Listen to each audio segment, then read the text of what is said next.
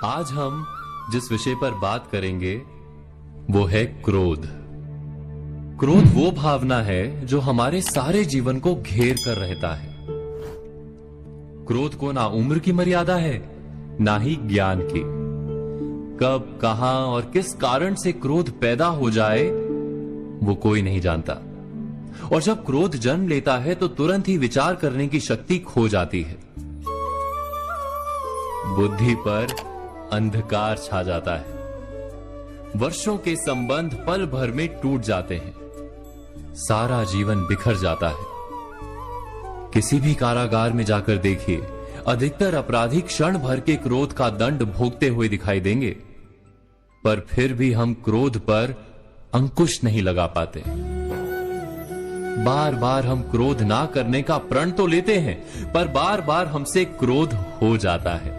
ये क्रोध वास्तव में क्या है, क्यों जन्मता है और क्यों अंकुश में नहीं रहता?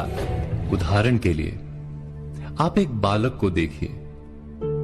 उसे किसी वस्तु की इच्छा होती है और उस समय अगर उसे वो नहीं मिलती या कोई उसे भयभीत करता है तो वो प्रतिक्रिया देता है। बालक की प्रतिक्रिया क्रोध है, क्योंकि बालक निर्बल है, निसहाय है। बालक अपनों से बड़ों को अपने वजूद का एहसास, अपने अस्तित्व की प्रतीति करवाने का प्रयास करता है क्रोध के माध्यम से।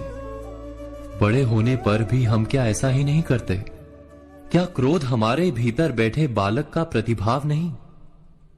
अर्थात क्या क्रोध वास्तव में केवल बालक जैसे व्यवहार का नाम नहीं?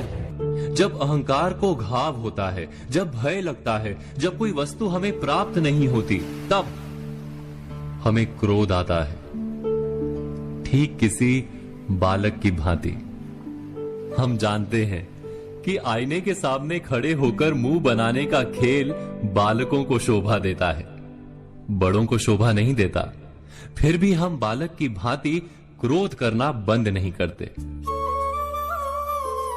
हम अनुभव से जानते हैं, दूसरों को देखकर बता सकते हैं कि क्रोध से कभी कुछ प्राप्त नहीं होता। सम्मान हो, संपत्ति हो, प्रेम हो या सुरक्षा हो, क्रोध से नहीं मिलता। मिलता है तो प्रयासों से, कार्य करने से, बुद्धिपूर्वक विचार करने से। मनुष्य मात्र अपनी आदतों के अनुसार ही जीता रहता है। क्रोध भी आदत बन जाती है। हमारे चाहते हुए भी हम अपने प्रतिभावों को रोक नहीं पाते।